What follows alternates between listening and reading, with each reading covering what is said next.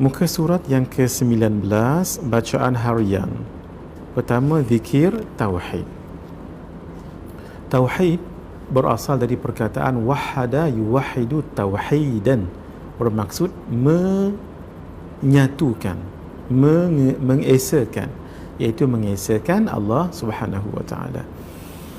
Bacalah la ilaha illallah sebanyak 1000 kali setiap hari. Kenapa disebut zikir ini zikir tauhid? Sebab bila kita sebut la ilaha, tiada Tuhan yang layak disembah illallah, melainkan Allah. Dijaga betul-betul kalimah ini hadirin. Kalau kita mengaji sifat 20, kita akan tahu rahsianya. La ilaha illallah ini ada dua bahagian. La ilaha itu nafi, illallah itu isbat. Nafi, isbat. Sebab itu mesti dibaca kedua-duanya, tak boleh satu sahaja. Contoh, la ilah, tiada Tuhan. Kalau tak disambung dengan illallah, itu menjadi kufur. Sebab la ilah, tiada Tuhan, termasuk Allah tiada, itu maksudnya kufur. Kalau tidak disebut nafi, terus isbat illallah, itu jadi syirik. Kenapa? Illallah, ada Tuhan namanya Allah, tapi tidak menafikan Tuhan lain juga. Itu jadi syirik. Sebab itu jangan disatu-satukan antara kedua pihak ini, belah ini. Maka hendaklah la ilaha illallah. Jangan la ilah terus senyap, atau tak ada apa illallah macam apa, tak tahu. Tu nah. Jadi hendaklah disekalikan. Cuma kadang-kadang ada orang berzikir macam ni, la ilah, la ilah. Dia bukan dia pisahkan, tapi dia tak sebut kuat. La ilah tu disebut kuat. La ilaha illallah, la ilaha illallah. Ataupun disebut di mulut, la ilaha, dalam hati illallah, la ilaha. Gitu nah. Kena tanyalah dengan orang tu kenapa disebut sekerat-sekerat begitu. Tak boleh terus menghukumkan orang sebegitu sahaja. Jadi jangan ditinggalkan dua-dua belah ini, nafi dengan isbat. 1000 kali kita baca. Daripada Sayyidina Abdullah bin Amru radhiyallahu taala anhu, daripada Nabi sallallahu alaihi wasallam, baginda bersabda, mafhumnya, zikir yang paling afdal ialah la ilaha illallah, dan doa yang paling afdal ialah istighfar. Kemudian baginda membaca ayat fa'lam annahu la ilaha illallah wastaghfir li dhanbik, surah Muhammad ayat ke-19. Dalam hadis yang lain Nabi menyebutkan afdalu ma qultu ana wan nabiyyuna min qabli la ilaha illallah. Yang paling afdal aku dan Nabi sebelumku ucapkan la ilaha illallah. Sebab itu kita berzikir la ilaha illallah 1000 kali. Bila tu? Bermula daripada subuh, sebelum subuh esok. Sikit-sikitlah 200 kali setiap solat umpamanya. Ataupun waktu Ramadan sebegini kan, kita tempoh PKP ni di rumah banyak, sambil-sambil menunggu zaujah masak, dan kita baca. Sambil-sambil rehat, baca la ilaha illallah. Sebab tu kena ada tasbih dalam poket ataupun counter tu, supaya kita dapat khatamkan 1000 kali. Istighfar supaya tidak melihat sesuatu yang tidak menyenangkan hati, sama ada di rumah, keluarga, tempat tinggal dan daerahnya. Kita baca istighfar ini supaya kita jangan tengok benda yang tak kita suka di rumah, ataupun di pejabat, ataupun di kawasan rumah kita ni. Benda yang tidak disukai itu apa? Yang tak menyenangkan hati. Contoh, berlaku kecurian ke, ataupun huru-hara ke, ataupun penyakit-penyakit macam yang ada sekarang ini, ataupun berlaku penculikan, na'udzubillah min dzalik. Gitu ya. Baca ini 27 kali pada waktu pagi dan petang. Maksudnya 27 kali pagi sekarang ni lah, sampai sebelum tengah hari nanti. Petang nanti selepas zuhur sampailah ke sebelum maghrib. Astaghfirullahalladzi la ilaha illa huwar rahmanur rahim al-hayyul qayyum alladzi la yamut wa atubu ilaih rabbighfirli. Tu baru sekali, ulang lagi. Astaghfirullahalladzi la ilaha illa huwar rahmanur rahim al-hayyul qayyum alladzi la yamut wa atubu ilaih rabbighfirli, dua, dan seterusnya. Baik, terus ini juga boleh dibaca, contohnya suasana tak tenteram, mungkin di pejabat ataupun di tempat kerja ataupun di rumah, dikatakan ada makhluk halus dan sebagainya, boleh baca ini juga. Sekarang kita masuk pada muka surat 21, wirid Al-Fatihah Imam Al-Ghazali rahimahullahu ta'ala. Wirid Al-Fatihah yang masyhur yang dinisbahkan kepada Hujjatul Islam Imamul Ghazali rahimahullahu ta'ala, jika diamalkan boleh mendatangkan kebaikan dan keberkatan insya-Allah. Tambah lagi suratul Fatihah itu induk ibu kepada seluruh yang lain. Sebab itu kata sebahagian ulama, siapa yang membaca suratul Fatihah seumpama dia telah membaca seluruh Al-Quran. Kerana pahalanya yang sangat besar sekali. Baik, surah Al-Fatihah tersebut dibaca selepas solat subuh 21 kali. Bukan tak boleh lebih, kita nak istiqamah, kita nak supaya setiap hari itu paling kurang 100 kali kita baca. Jadi ulama pun sebut, Imam Ghazali pun bagi kita disiplin. Subuh 21 kali, Zuhur 22 kali lepas Zuhur, ya. Tak semestinya selepas. Contohnya bila masuk Zuhur, kita kan sembahyang sunat qabliyah, imam lambat pula, mungkin ada orang yang jumpa tuan imam, baca ketika itu. Mana dan kalau 5, 10, jangan berebut, baca dengan tenang. Lepas solat asar 23 kali, lepas maghrib 24 kali, dan selepas solat isyak 10 kali. Jumlah dia 100 kali. Tu jadi pendinding diri kita setiap hari itu. Alhamdulillah. Tambah lagi suratul Fatihah, sangat barakah. Ada juga orang tanya ni, ni termasuk tak 17 kali suratul Fatihah yang kita baca dalam sembahyang fardu ni? Tidak termasuk. Sebab ini diamalkan selepas membaca, selepas solat tadi tu. Tak termasuk yang di dalam solat. Baik, mari kita lihat membaca basmalah 786 kali. Yang dibacanya adalah Bismillahirrahmanirrahim. Jangan dibaca basmalah, jangan. Baik, bacalah basmalah iaitu Bismillahirrahmanirrahim 786 kali setiap hari. Paling bagus daripada lepas subuh sehingga sebelum subuh esok. Para ulama mengatakan ataupun boleh juga selepas maghrib. Lepas maghrib tu baca sehingga sebelum maghrib esok. Sebab hari dihitung dalam Islam adalah pada masuk maghribnya itu. 786 kali setiap hari. Para ulama mengatakan untuk hajat yang sangat diperlukan, bacalah sebanyak 7 hari berturut-turut dengan bilangan tersebut. Contohnya kan, kita baru tahu hari ini, amalkan baca 786 kali. Taklah semestinya sekaligus, sikit-sikit, tapi yang penting khatam bilangan tu 786 kali. Sampai bila? Sampai maghrib ni. Sebab masuk jam maghrib tu dikira hari esok dah tu. Jadi kerana itu khatamkan sebelum maghrib. Untuk yang tahu hari ni 786 tak lama mana. Tengah kita driving tu, tengah jam macet, tang tu pun kita dah boleh berapa ratus tang tu. Tapi jangan pakai tasbih. Jangan tasbih rak tu, pakai counter ketika dalam kereta nanti. Bismillahirrahmanirrahim, Bismillahirrahmanirrahim, Bismillahirrahmanirrahim, macam tu, dan seterusnya.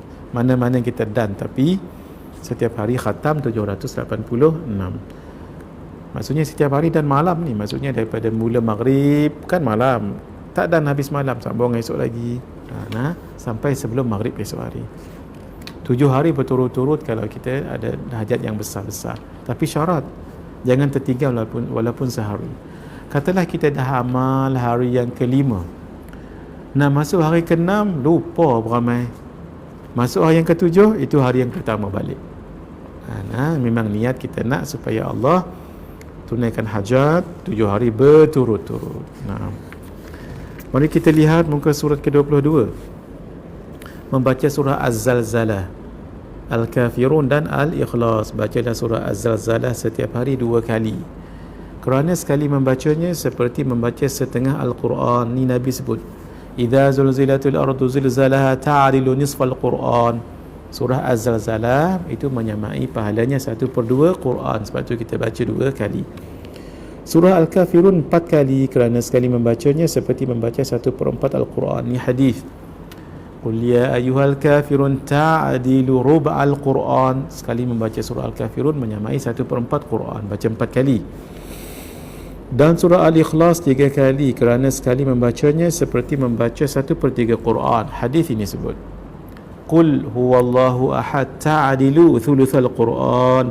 Sekali membaca Qul huwallahu ahad menyamai 1/3 Al-Quran. Sebab tu kita baca 3 kali. Itu paling kurang, lebih bagus. Hadis daripada Sayyidina Anas bin Malik radhiyallahu taala anhu berkata, Rasulullah sallallahu alaihi wasallam bersabda, mafhumnya, sesiapa yang membaca idza zulzilatil ardu zilzalaha sampai akhir, sama pahalanya membaca setengah Al-Quran. Sesiapa yang membaca Qul ya ayyuhal kafirun sampai akhir, sama pahalanya membaca 1/4 Al-Quran. Hadis daripada Sayyidina Abu Sa'id Al-Khudri radhiyallahu taala anhu mengatakan, mafhumnya, sesungguhnya ada seorang lelaki mendengar lelaki lain membaca Qul huwallahu ahad sambil mengulang-ulangnya. Ketika waktu pagi, dia pergi berjumpa Rasulullah sallallahu alaihi wasallam lalu memberitahu perkara tersebut kepada baginda, seolah-olah dia memperkecilkan surah itu. Lalu Nabi Rasulullah sallallahu alaihi wasallam bersabda, demi jiwaku di dalam kekuasaannya, sesungguhnya ia, iaitu surah Al-Ikhlas, menyamai 1/3 Al-Quran. Nabi bersumpah tu, walladhi nafsi biyadih. Nabi kalau bersumpah maksudnya benda tu serius, jadi betul lah. Yang lain betul juga, tapi ini satu penegasan untuk kita jangan tinggalkan. Mudah tapi pahalanya sangat besar dan sangat banyak, iaitu baca Qul huwallahu ahad sekali, pahalanya seperti membaca 1/3 Al-Quran. Baik, muka surah 23, membaca surah Yasin sekurang-kurangnya sekali pada setiap hari kerana sekali membacanya seperti membaca 10 kali Al-Quran. Hadis daripada Sayyidina Anas bin Malik berkata, Rasulullah sallallahu alaihi wasallam bersabda, mafhumnya, sesungguhnya setiap sesuatu mempunyai hati, dan hati Al-Quran adalah surah Yasin. Dan sesiapa yang membaca surah Yasin, Allah akan menetapkan pahala membacanya seperti membaca Al-Quran 10 kali. Ya Allah, siapa tak mau ni? Masya Allah. Tambah lagi orang di Malaysia kita ni, Alhamdulillah. Tebuklah tang mana pun boleh sambung. Cuba saya try. Cuba saya try tengok. Yang dengar ni cuba sambung. Alam ahad ilaikum ya bani Adam alla ta'budu syaitan. Apa? Betul lah tu, innahu lakum aduwwum mubin. Baik, walau nasha'u latamasna ala a'yunihim fastabaqu sirata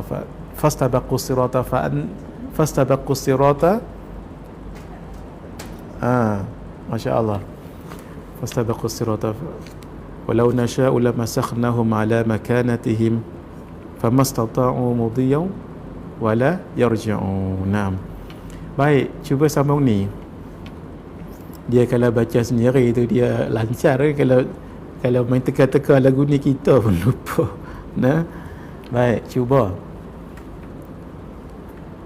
Banyak sangat dia keluar, dia macam-macam nak keluar. وضرب لنا مثلا ونسي خلقه قال من يحيي العظام وهي رميم. Jadi alhamdulillah Orang di Malaysia terutamanya yang sudah berumur tu biasanya kalau kita sambung mana-mana pun ayat Yasin, tebuk mana-mana pun boleh kita sambung. Alhamdulillah, ni satu nikmat ni hadirin.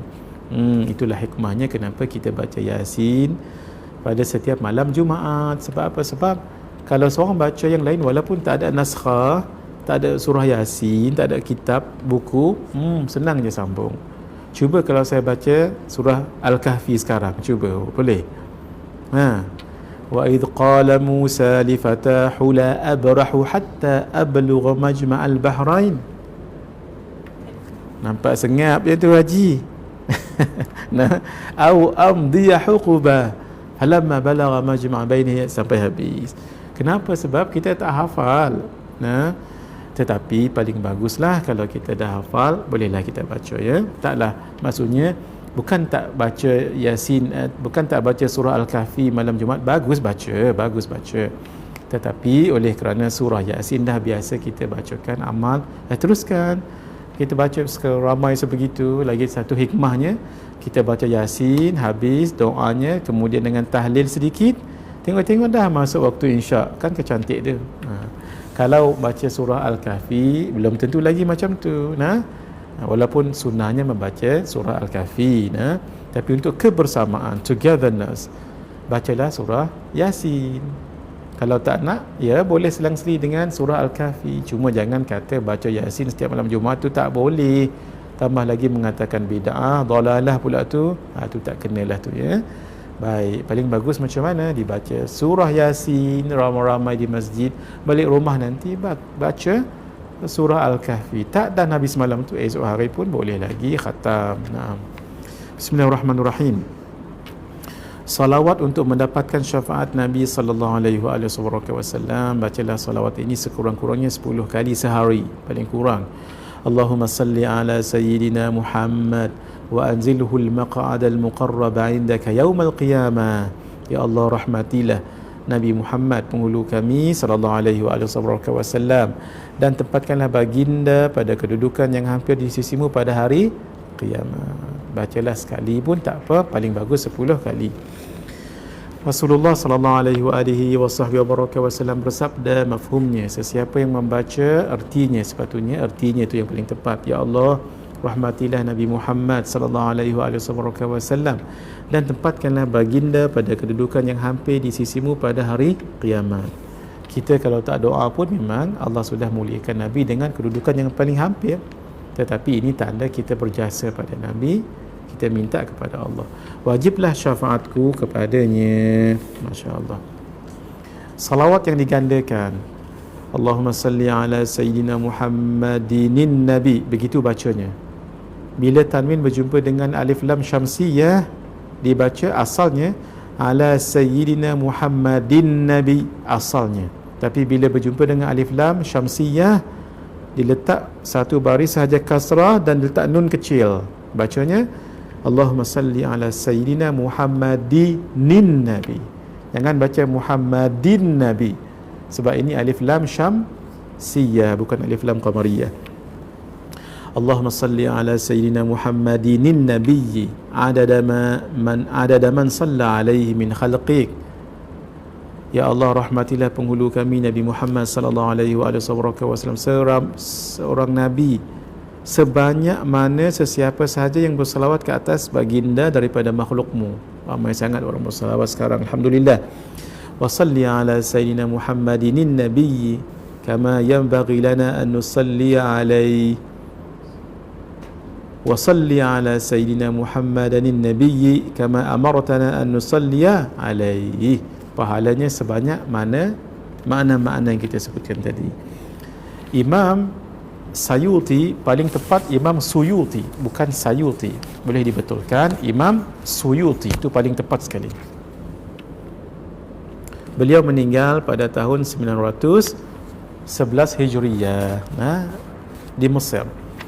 Menyebutkan di dalam kitabnya Jam'ul Jawami', riwayat daripada Abu Bakar As-Siddiq, Sayyidina Abu Bakar As-Siddiq, di mana beliau berkata, aku pernah duduk di sisi Rasulullah sallallahu alaihi wasallam Kemudian seorang lelaki datang kepada Nabi dan memberi salam ke atas baginda. Lalu baginda menjawab salamnya. Wajah baginda berseri-seri dan menyuruhnya duduk di sisi baginda. Setelah lelaki itu menyelesaikan hajatnya bersama Rasulullah sallallahu alaihi wasallam dan pergi lelaki tadi, baginda pun bersabda, "Wahai Abu Bakar." Siapa? Itu sahabat Nabi dan pak mentua Nabi. Sebab anak Sayyidina Abu Bakar, Sayyidatuna Aisyah, dikahwini oleh Nabi. Amalan lelaki ini pada setiap hari diangkat ke langit seperti amalan semua penduduk bumi. Lepas tu Nabi tengok orang tu berseri-seri saja. Allah, rupanya setiap hari amalan dia diangkat dan amalannya seperti semua orang lakukan. Aku, kata Sayyidina Abu Bakar, bertanya, bagaimanakah boleh begitu? Hebat sangat orang tu. Amalannya diangkat seperti mana seluruh orang beramal. Banyaknya amalannya itu. Baginda menjawab, sesungguhnya pada waktu pagi dia bersalawat ke atasku 10 kali seperti salawat seluruh makhluk.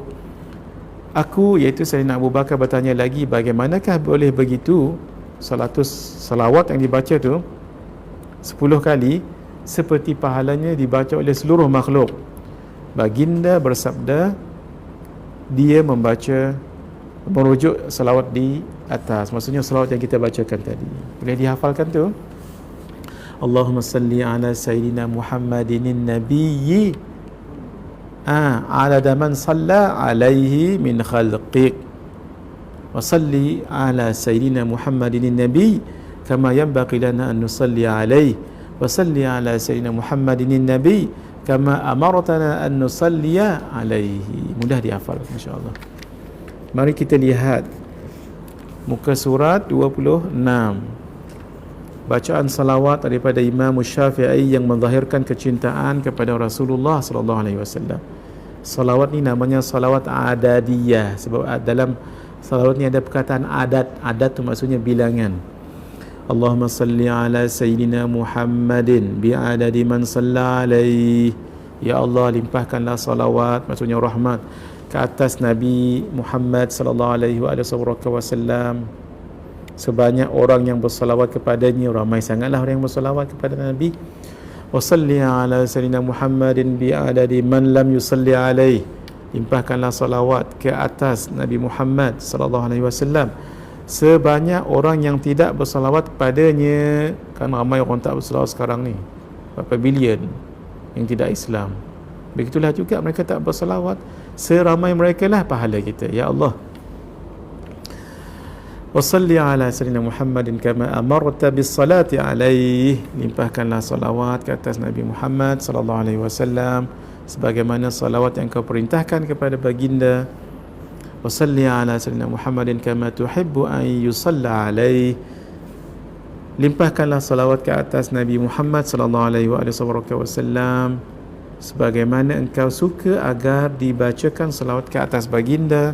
Wa salli ala Sayyidina Muhammad kama tambagis salatu alaihi. Dan limpahkanlah pula salawat ke atas Nabi Muhammad sallallahu alaihi wasallam sebagaimana seharusnya salawat ke atas baginda. Masya Allah. Keterangan diceritakan di dalam kitab Syarhud Dalail bahawa ada seorang bermimpi bertemu dengan Imam Syafi'i. Dia bertanya, apakah yang telah Allah lakukan kepada Tuan? Imam Syafi'i menjawab, Allah telah mengampunkan aku. Orang itu bertanya lagi, dengan amalan apa? Imam Syafi'i menjawab, dengan 5 kalimah yang aku gunakan untuk bersalawat ke atas Nabi SAW. Dia bertanya lagi bagaimana bacaannya. Lalu Imam Syafi'i membaca salawat di salawat tadi itu. Ada 5. Cuba kita tengok. Allahumma salli ala Sayyidina Muhammad bi'adadi man salla alaihi. 1. Wa salli ala Sayyidina Muhammad bi'adadi man lam yusalli alaihi. 2. Wa salli ala Sayyidina Muhammad kama amarta bis salati alaihi. 3. Wa salli ala Sayyidina Muhammad kama tuhibbu an yusalla alaihi. 4. Wa salli ala Sayyidina Muhammad kama tambaghi salatu alaihi. 5. Masya-Allah, tabarakallah. Mari kita lihat yang nombor yang seterusnya. Salawat Imam Syafi'i yang masyhur. Allahumma salli ala Sayyidina Muhammad kullama dzakarahu adh-dhakirun wa ghafala an dhikrihi al-ghafilun. Ya Allah, limpahkanlah salawat iaitu rahmat ke atas Nabi Muhammad sallallahu alaihi wasallam selama mana salawat ingat kepadanya oleh orang-orang yang ingat. Ramailah orang yang ingat pada Nabi. Dan selama mana lupa orang yang lupa. Orang lupa pun boleh tak ramai. Maksud kata seluruh manusia lah. Begitulah pahala kita. Agak-agak berapa manusia lah Syahid no? Seluruh manusia bilion berapa? Malaysia saja 32 juta. Tak masuk Indon lagi. Nah tu bilion 6-7 bilion. Tu no?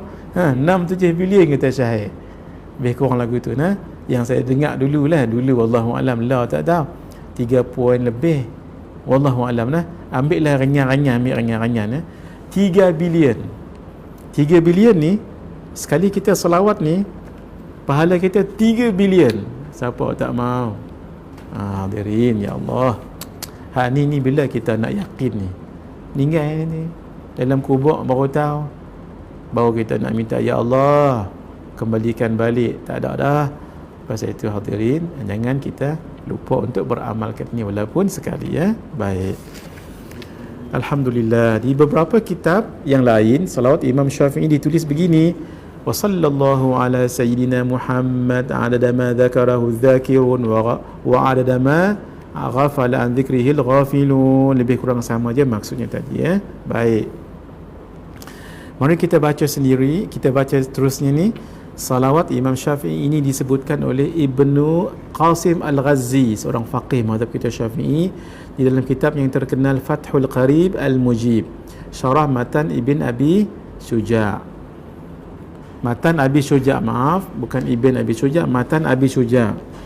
Dan juga disebut oleh Imam Syafi'i sendiri di dalam kitabnya Ar-Risalah dengan sedikit perbezaan. Kedua-duanya boleh diamalkan. Keterangan Imam Al-Muzani, murid Imam Asy-Syafi'i, berkata, aku bermimpi melihat Imam Syafi'i, lalu bertanya kepadanya, apakah yang Allah telah lakukan terhadap Tuan Guru? Imam Syafi'i menjawab, Allah telah mengampunkan aku berkat salawat yang aku tulis di dalam kitab Ar-Risalah. Esok bila dibuka dalam kitab Ar-Risalah, rupanya yang tadi tu, Allahumma salli ala, saya tak perasan ada tak Sayyidina dalam tu nah, tapi kita sebut Sayyidina. Allahumma salli ala Sayyidina Muhammad kullama dzakarahu dzakirun wa ghafala an dzikrihi al-ghafilun. Setengah kitab sebut begini, Allahumma salli ala Sayyidina Muhammad kullama dzakara kadzakirun wa ghafala an dzikri kal-ghafilun. Tadi dhamir mukhatab ka, ni sekarang dhamir mukhatab ka kamu, tapi yang tadi dhamir ghaib. Kullama dzakara huz dzakirun wa ghafala an dzikrihil ghafilun. Sekarang kullama dzakara kadzakirun wa ghafala an dzikri kal ghafilun. Nah, ada dua riwayat. Boleh baca dua-dua. Yang tak bolehnya tak baca. Tu nah, baca dua-dua. Hadirin, esok kita akan bicarakan satu amalan disebut mudah dibaca, tapi 70 malaikat menulis pahalanya sebanyak 1000 pagi. Apakah amalan itu? Sehingga berjumpa esok hari insya-Allah dalam sambungan kitab Amalan Orang Saleh. Berjumpa kembali. Hadza wabillahi taufiq wal hidayah. Wassalamu